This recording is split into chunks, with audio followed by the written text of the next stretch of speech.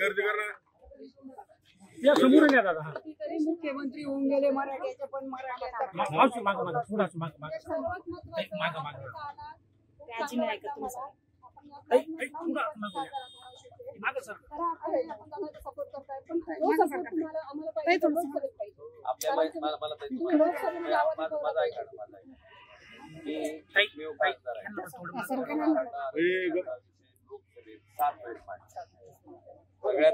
सगळ्यात पहिल्यांदा ज्यावेळेस सुप्रीम कोर्टात पहिली याचिका आली होती मराठा आरक्षणाच्या विरोधात, त्यावेळेस मी केंद्र सरकारला हेच लक्षात आणून दिलं होतं की बाबा तामिळनाडू राज्यात सुद्धा अशाच पद्धतीनं हे आरक्षण रद्द करावं म्हणून पण त्यावेळेसच्या केंद्र सरकारनं त्याच्यामध्ये लक्ष घालून त्याचं एक सपोर्टिव्ह ऍफिडेव्हिट सुप्रीम कोर्टात दिल्यामुळं 50% मर्यादा ओलांडल्याच्या नंतर सुद्धा तामिळनाडू राज्याचं आरक्षण टिकलं होतं. जर भारत देशातल्या तामिळनाडू राज्यातलं आरक्षण टिकत असेल तर मग भारत देशातला महाराष्ट्र हे राज्य आहे त्याच्यातलं हे आरक्षण आपण टिकवू शकता. आणि कदाचित त्यावेळेस जर केंद्र सरकारनं माझं म्हणणं ऐकलं असेल तर हा संघर्ष त्या ठिकाणी उभा टाकला नसता. पहिला मुद्दा हा. त्याच्यानंतर सुद्धा आरक्षण आपलं सुप्रीम कोर्टातनं रद्द झालं केंद्र सरकारनं लक्ष न दिल्यामुळे. त्याच्यानंतर परत मी वारंवार सांगत होतो की ठीक आहे बाबा तुम्ही आता तिथं नाही लक्ष दिलं, आता तुम्हाला आरक्षण द्यायचंय, तुम्हाला कुठल्याही समाजात तीड निर्माण करायची नाही, तुम्हाला कुणाच्या आरक्षणाला धक्का लावायचा नाही, अशी जर तुमची भूमिका असेल तर 50% आरक्षणाची मर्यादा तुम्ही वाढवण्याचा कायदा कुठं करणं अपेक्षित आहे? संसदेत. आणि संसदेत जर कायदा करायचा असेल तर तुम्हाला संविधानिक दुरुस्ती आणावी लागते आणि तेवढं बहुमत त्यावेळेस भारतीय जनता पार्टीचं होतं. आणि मी त्यांना तीच विनंती वारंवार करत होतो की तुम्ही 50% आरक्षणाची मर्यादा वाढवण्याचा कायदा संविधानिक दुरुस्ती आणून संसदेत करा.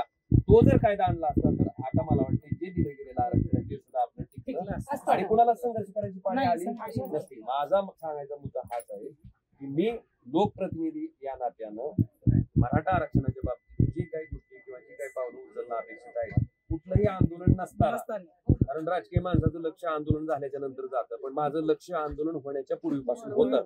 मी एकमेव खासदार आहे की ज्यानं हे विषय प्राधान्यानं मांडले. त्याचं कारणही तुम्हाला सांगतो.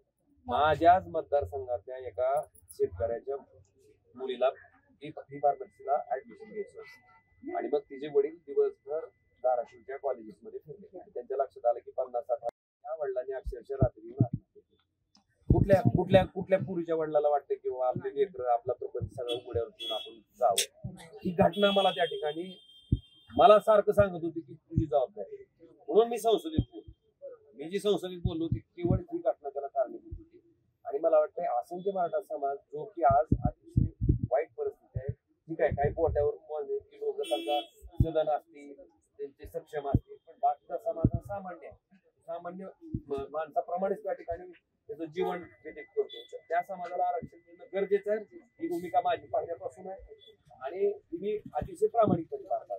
सर आपल्या भूमिकेचं आम्ही स्वागत करतो. इथून पुढे आम्हाला हीच अपेक्षा आहे की तुम्ही संसदेमध्ये फक्त विषय मांडू नका, तर सभागृह बंद पडा. आणि जोपर्यंत 26 आमदार आलेले नाही सभागृह बंद पाडणे, सभागृह बंद पाडणं, सरकारला भांडणं ही सगळी माझी एक विरोधी पक्षाचा खासदार म्हणून ती जबाबदारी आहे. त्याच्या पुढे जाऊ की बाबा ह्या समाजाचं आपण काही देणं लागतो ही जी भूमिका आहे ती निश्चित मी माझ्या प्रामाणिकपणे पार पाडणं माझी जबाबदारी माझं कर्तव्य मी पार पाडी. पण सरकार नावाच्या यंत्रणेनं आता कुठंतरी डोक्यात त्या ठिकाणी घालून बाबा तिथं सुद्धा आरक्षण देणं काळाची गरज आहे आणि ती आरक्षण द्यावं ही अपेक्षा आहे.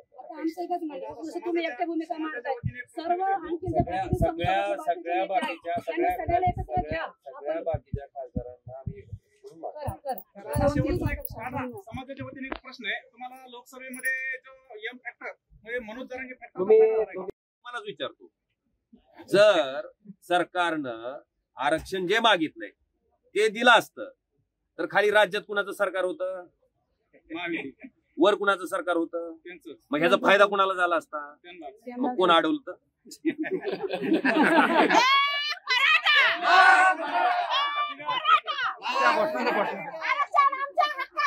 नाही कोणाच्या बापाचं